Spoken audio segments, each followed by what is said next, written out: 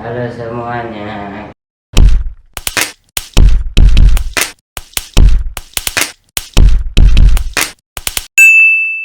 Kembali lagi bersama saya Zaki Lukman. Pada video kali ini kita akan melanjutkan ya tentang konten merakit PC pribadi saya yang part 1 tadi sudah saya bongkar ya. Jadi ini part-partnya sudah ada di sini semua. Jadi ini tinggal casing kosong. Nah, sekarang saya dan ini juga udah dibersihin ya. Jadi kalau tadi debunya nggak karuan, jadi ini udah lumayan bersih lah dari tadi.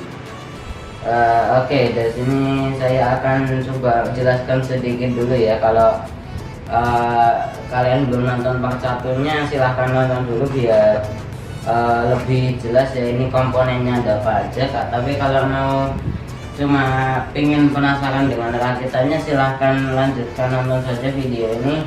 Jadi saya akan nge-review sedikit aja. Jadi untuk motherboard saya memakai Gigabyte G41 MT yang S2 PT.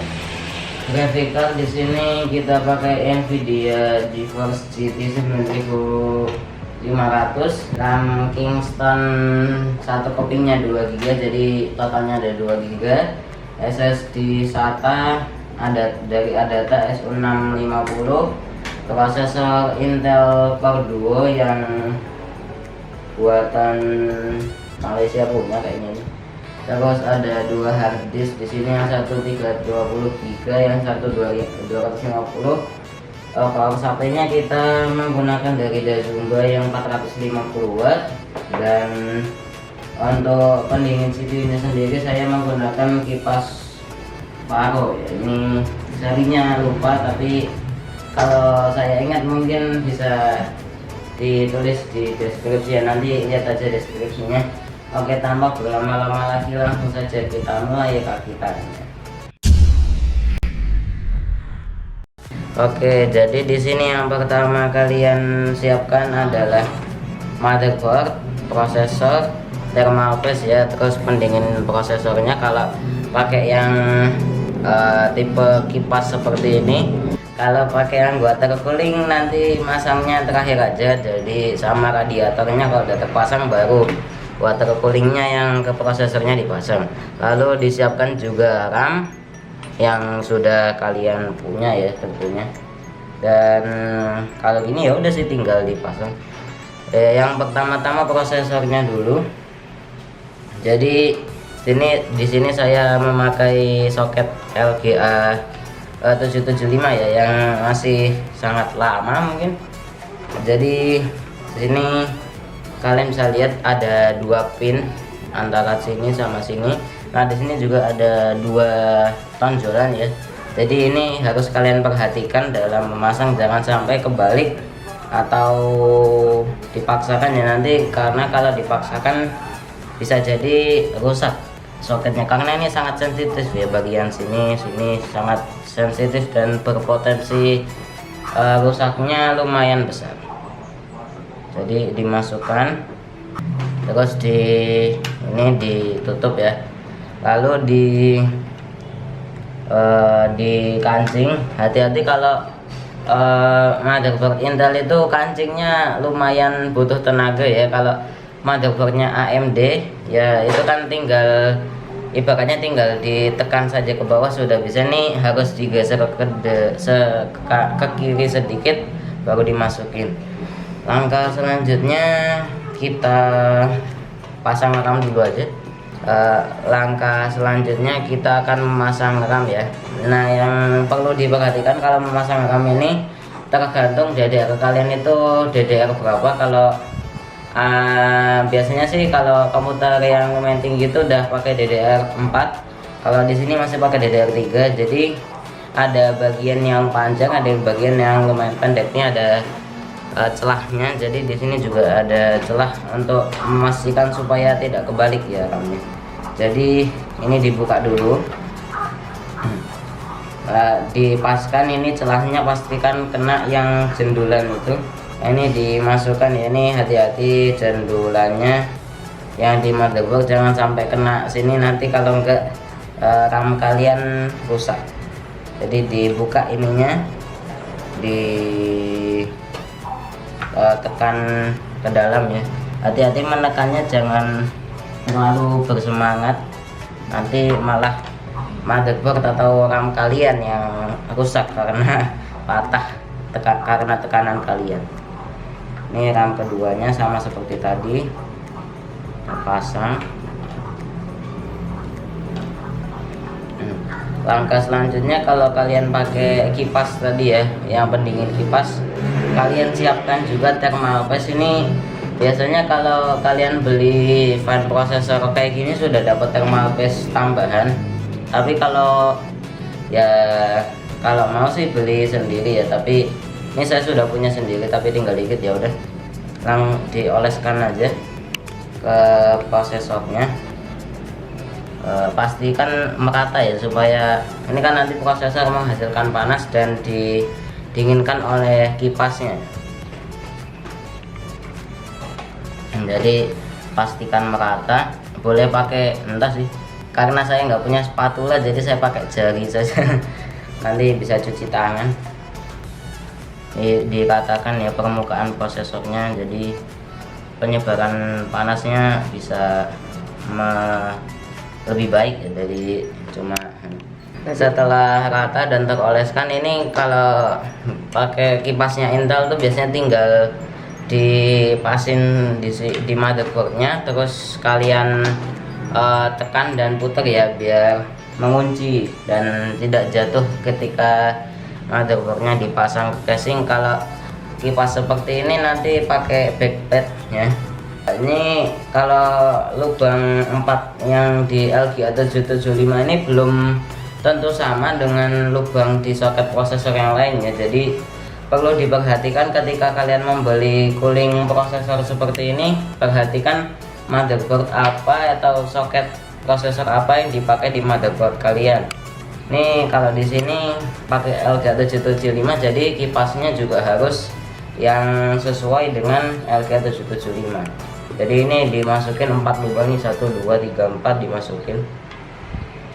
Nah setelah ini kalian paskan ini, kalau biasanya kayak ini di skrup ya. Jadi ini ada 1 2 3 4 kaki, dan ini kabel fan-nya juga memengaruhi letak putaran ini kalian ya. Jadi pastikan colokan fan-nya yang ini dekat atau sampai ya. Jangan sampai kalian udah pasang sana sini, taunya kabel fan-nya gak nyampe ke colokan fan yang ada di motherboard.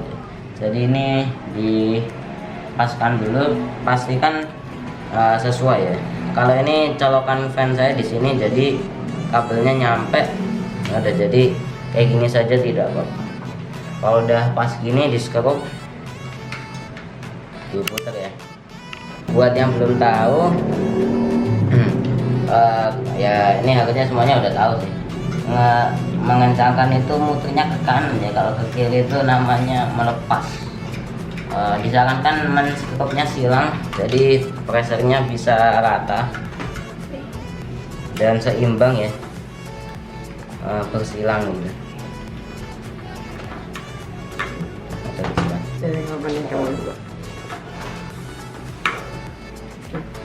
Setelah dipastikan sudah kencang, ini colokan fan-nya kalian colokan ya di port fan yang ada di motherboard kalian, dan kabelnya dirapikan kalau bisa. Oke, ini semua bagian dari motherboard, dari fan, terus prosesor, RAM sudah terpasang semua. Nah kalau motherboard zaman sekarang itu ada namanya port SSD NVMe ya. Jadi itu port SSD, jadi SSD nya tuh kecil kayak ukuran flash disk, dan dia tipis. Itu kecepatannya lebih ngebut, bisa sampai tembus 3 GB per second. Tapi karena ini motherboard yang lama, jadinya ini tidak memiliki port itu ya. Ya ini motherboard lama, jadi nggak memiliki port SSD NVMe, jadi ya nggak ada di sini istilah SSD NVMe atau apa gitu. Oke, jadi kalian siapkan casingnya ya. Ini tadi back panelnya saya lupa infokan, jadi setiap motherboard itu ada back panelnya. Tapi kalau motherboard yang udah levelnya udah lumayan tinggi itu biasanya back panelnya sudah terintegrasi atau tergabung dengan motherboardnya. Jadi kalian nggak usah mikirin back panel kayak gini lagi. Jadi masangnya gampang, tinggal ditekan saja. Oke, jadi setelah terpasang seperti ini, kalian masukkan dulu motherboardnya untuk melihat dulu seberapa. Jadi ini di sini sudah ada beberapa lubang untuk motherboard. Nanti kan sini ada motherboardnya di skrup, nanti biasanya udah dapat skrup tambahan, jadi tinggal dimasukkan aja, dipaskan dengan lubang skrup yang sudah disediakan, dimasukkan, dipaskan ya, jangan sampai nggak pas. Oke, dipaskan. Kalau udah gini tinggal di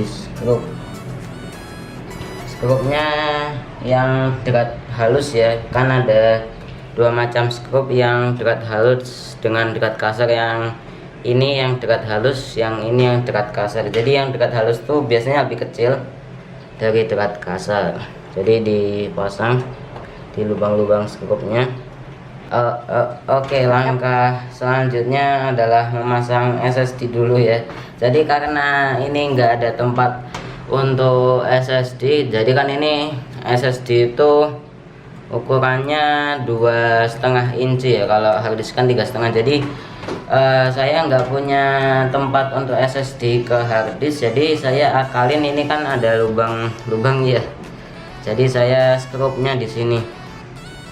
Jadi ini misalkan ini kan ada jendulan, saya akalin pakai spacer, jadi letak SSD-nya agak naik, jadi tidak tertekuk ya saat terkena jendulannya. Jadi seperti ini, kita pasang dulu. Oke, ini SSD sudah terpasang. Tadi kenapa nggak saya tampilkan karena lumayan ribet ya, tidak buka part casing depan ini dan tempatnya lumayan nyempil, jadi nggak saya masukin ke video. Dan langkah selanjutnya kita baru masang harddisk. Harddisk 3,5 inci. Oke, jadi ini ada skrup di sini, kalian pasang, jadi dikencengin biar kalau ada guncangan harddisk kalian nggak berubah posisi ya. Nanti tahu-tahu pas diangkat isinya harddisknya jatuh dan bye, selamat tinggal harddisk. Jadi ini sebenarnya lebih beresiko ini daripada ini ya. Ini kan soalnya berisi piringan tempat nyimpen data, jadi kalau jatuh itu lebih berpotensi rusak daripada SSD seperti ini. Dan seperti biasa dikencangin lagi. Nah, kalau semuanya udah terpasang seperti ini, lanjut kita masang si power supply-nya. Wah, ini nih yang paling sulit nanti membereskan kabel yang ada di dalamnya. Ini kalian bisa lihat kabelnya sangat banyak, padahal cuma dari sini. Ini totalnya 450 watt dan udah lumayan lama juga, jadi langsung aja kita pasang. Oke, jadi tempat power supply-nya kalau saya di sini.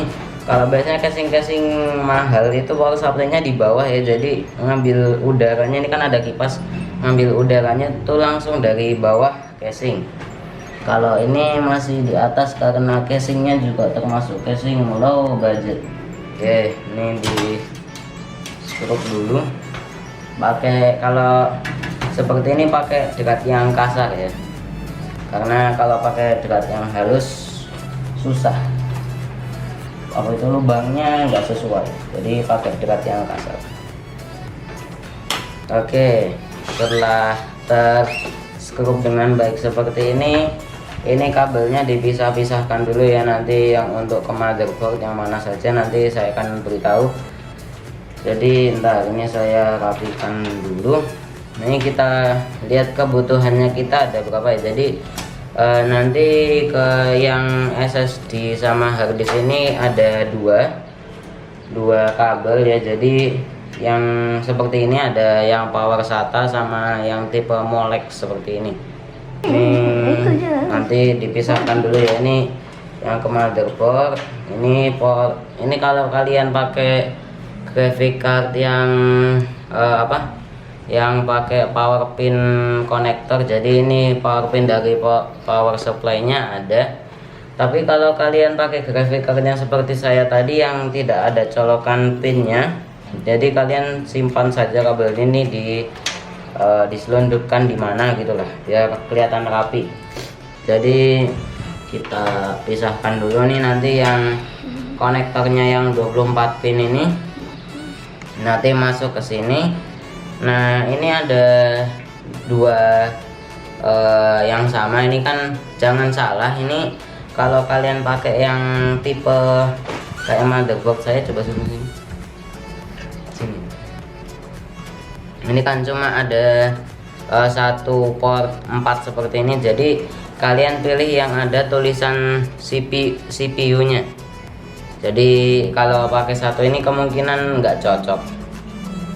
Dan kita colokin dulu. Dicolokinnya hati-hati ya, jangan main asal tekan aja. Pastikan kalian pegangin bawah motherboardnya supaya motherboard kalian nggak pecah saat kalian tekan.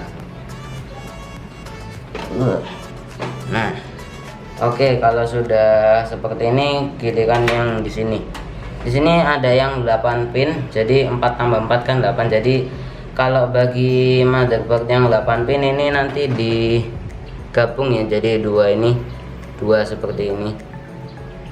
Tapi kalau yang satu pin, yang 1 kali 4 pin, pakainya yang satu aja yang ada tulisan CPU nya. Nah, jangan sampai kebalik. Kalian selundupin ke bawah seperti ini kabel-kabel yang tidak perlu ya, jadi bisa kalian rapikan. Jadi ini nanti yang sekalian ke SSD dan harddisk lewat bawah, lewat lubang di sini juga. Oke, jadi ini kalian lewatkan ke belakang seperti ini, dan di sini biasanya ada lubang lagi, jadi bisa kalian lewatkan sini kalau mau. Tapi kalau misalkan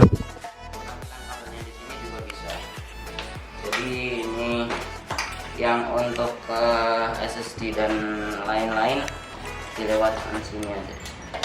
Ini nyangkut nggak apa-apa karena yang power SATA ini udah ada, tinggal dicolokin bawah. Hati-hati jangan kebalik antara colokan power SATA dengan kabel SATA, karena itu dua hal yang berbeda.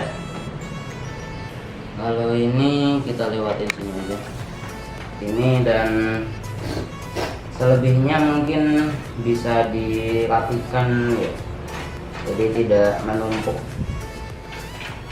Dirapikan di belakang sini atau di mana lah ya, penting ada tempat khusus untuk merapikan kabel-kabelnya. Oke, jadi sedikit update. Ini tadi kabelnya saya lewatkan yang bagian dalam sini ya, walaupun agak kelihatan tapi masih bisa dirapikan. Jadi masih menuju ke belakang sini juga, karena tadi kalau lewat belakang sini tuh ternyata saya lihat-lihat lagi jarak ini nanti sama tutup casing yang hitam itu terlalu rengket ya, jadi kemungkinan tidak bisa ditutup tutupnya. Jadi ya lewat depan sini saja. Ini juga sudah dicolokkan 2, dan apa ya, oh iya, ini juga 1. Ini ada dari casingnya kan sudah menyediakan port USB, kalian pasang di, yang penting port USB lah, di port USB nya. Dan untuk kabel yang kecil-kecil ini kalian mungkin harus membaca buku manual ya, karena ini kalau kalian nggak hafal mungkin tapi biasanya sih di beberapa motherboard tertentu biasanya sudah ada tulisan tentang ini harus dicolokkan kemana gitu. Ini sudah saya colokkan ya yang front panel, karena saya juga lumayan hafal dan di motherboard ini sudah ada tulisannya, jadi tidak perlu buka buku manual. Dan kalau memang disuruh buka buku manual pun, buku manualnya juga saya nggak tahu nih di mana. Jadi ya langsung saja kita colokkan di sini. Ini tinggal naruh depan ini, dan kabel SATA juga mungkin kita pasang dulu aja kabel SATA. Kabel SATA ini nanti yang menghubungkan antara SSD dan harddisk ya. Jadi kalian pasang di bagian sini, biasanya di samping kabel power SATA. Hati-hati, itu dua hal yang berbeda ya antara SATA dengan power SATA. Kalau udah seperti ini tinggal dirapikan sedikit saja. Ini nanti tidak saya hubungkan ya, karena jarang kepake juga. Biasanya kalau zaman sekarang itu CD atau DVD dah nggak terlalu terpakai, jadi ini hanya penutup ini hanya penutup depan sini saja biar tidak bolong ya gitu, karena ini juga casing lama. Oke, langsung saja. Oke, jadi ini sudah saya berusaha rapikan ini, jadi semuanya numpuk di sini nggak apa-apa, tapi bagian depannya kira-kira seperti ini. Jadi cuma ada kabel ini, jadi ini satu saya kabel ties, ini tinggal kabel-kabel sisa-sisa, jadi tinggal masang PGA card sama LAN card ya, ini yang paling terakhir biasanya. Oke, jadi ini sudah selesai ya. Nah, sudah semuanya udah siap juga ini. Oh iya, ini port ini jatuh tadi, tinggal dipasang di sini. Oke, ini sudah terpasang semua ya, dari graphic card ke ini, pokoknya sudah semua lah. Tinggal ditutup saja, dan kira-kira gambarannya seperti ini. Jadi nanti mungkin apa ya, saya kasih bonus sinematik di video part ketiga ya. Jadi kalian jangan lupa juga nonton video part ketiga. Nanti di sana saya akan tes seberapa kuat ini PC ya. Ya saya sih nggak mengharap ekspektasi yang terlalu tinggi ya, karena ini kembali lagi ini juga PC low budget, jadi ya kira-kira tidak tinggi-tinggi banget lah ya. Palingan kalau bisa menjalankan beberapa aplikasi saja udah bersyukur lah. Oke, jadi gitu, gini aja. Oke, jadi sekian part 2 tentang rakit PC pribadi saya hari ini. Kalau teman-teman merasa terhibur dengan video ini, jangan lupa like dan share ke teman-teman kalian yang lain ya, supaya videonya tersebar luas. Dan jangan lupa bagi yang belum subscribe, silahkan subscribe channel ini dan nyalakan juga lonceng notifikasinya agar tidak ketinggalan video terbaru dari channel ini. Saya Zakil Manu Asis, sekian, wassalamualaikum warahmatullahi wabarakatuh. Waalaikumsalam.